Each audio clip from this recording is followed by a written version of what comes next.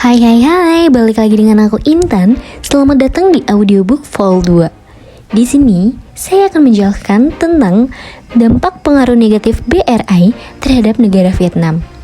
Tanpa berlama-lama, langsung aja yuk kita masuk ke pembahasannya. Vietnam merupakan negara yang memiliki tingkat pertumbuhan ekonomi lebih cepat dibandingkan negara-negara lain di kawasan Asia Tenggara. Dan di kawasan Asia Pasifik, Vietnam termasuk salah satu negara dengan pertumbuhan ekonomi tercepat di Asia Pasifik, tetapi bukan yang paling cepat secara absolut.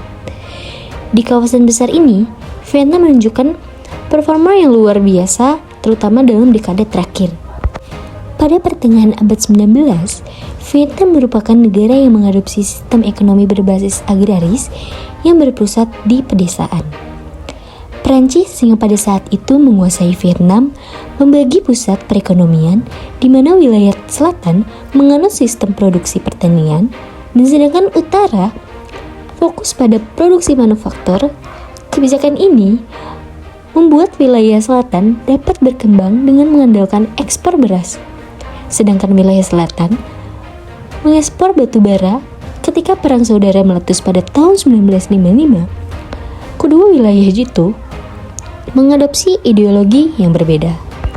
Vietnam sangat sensitif terhadap isu kedaulatan nasional, terutama dalam konteks perdagangan dengan Cina di Laut Cina Selatan.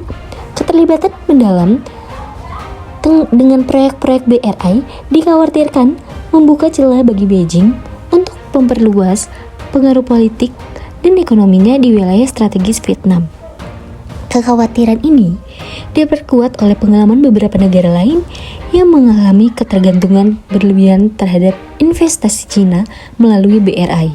BRI yang diusungkan oleh Cina respon beragam dari negara-negara Asia Pasifik termasuk Vietnam. Meskipun Vietnam secara geografis dan strategis termasuk dalam jalur BRI, negara ini cenderung menunjukkan sikap hati-hati dan skeptis terhadap keterlibatan penuh dalam proyek-proyek infrastruktur yang ditawarkan oleh Cina. Berikut proyek-proyek yang ditawarkan oleh Cina yang menimbulkan pengaruh dampak negatif untuk Vietnam. Yang pertama, ada kekhawatiran terhadap perangkap utang atau debt trap, yaitu resiko terjebaknya dalam pinjaman besar dengan syarat yang menguntungkan pihak Cina, termasuk penggunaan negara kerja dan teknologi dari Cina sendiri. Proyek-proyek BRI juga dikhawatirkan menimbul dampak negatif terhadap lingkungan dan sosial. Seperti yang terjadi dalam proyek pembangunan jalur kereta api Ket Link Hanoi di Hanoi yang mengalami pembengkakan biaya, keterlambatan, serta menuai kritik dari publik terkait keselamatan dan efisiensinya. Masalah lingkungan menjadi dampak negatif yang cukup menonjol dari keterlibatan Vietnam dalam proyek-proyek yang berhubungan dengan BRI Cina. Beberapa proyek besar seperti pembangunan jalur kereta api Ket Link Hanoi di Hanoi menjadi sorotan utama karena menimbulkan berbagai persoalan teknis dan sosial. Proyek ini yang didanai sebagian besar oleh peminjaman dari Cina mengalami penundaan bertahun-tahun dan pembengkakan anggaran secara signifikan, jauh dari jadwal dan biaya yang direncanakan dari awal semula. Selain itu, proyek ini menimbulkan kekhawatiran publik terhadap dampak lingkungannya, mulai dari gangguan tata ruang, polusi suara, dan udara selama konstruksi, hingga ketidakjelasan dalam pengelolaan limbah proyek.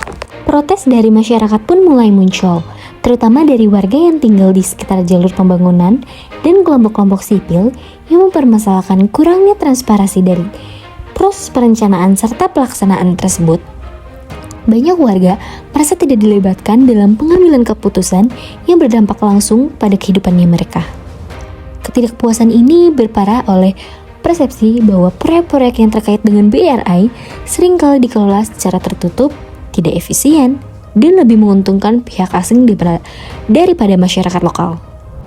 Dan yang ketiga, kekhawatiran terhadap kedaulatan nasional menjadi salah satu paling sensitif dan mendalami dalam konteks keterlibatan Vietnam dalam proyek-proyek BRI yang diprakarsai oleh Cina. Bagi Vietnam, sejarah panjang hubungan yang penuh ketegangan dengan Cina, terutama menyangkut konflik wilayah dan perebutan klaim di Laut Cina Selatan, merupakan setiap bentuk kerjasama dengan Beijing selalu diawasi secara ketat. Proyek-proyek BRI melibatkan infrastruktur yang besar seperti jalan tol, kereta api, dan pelabuhan dikhawatirkan tidak hanya membawa ketergantungan ekonomi, tetapi juga membuka celah bagi pengaruh politik Cina di dalam negeri.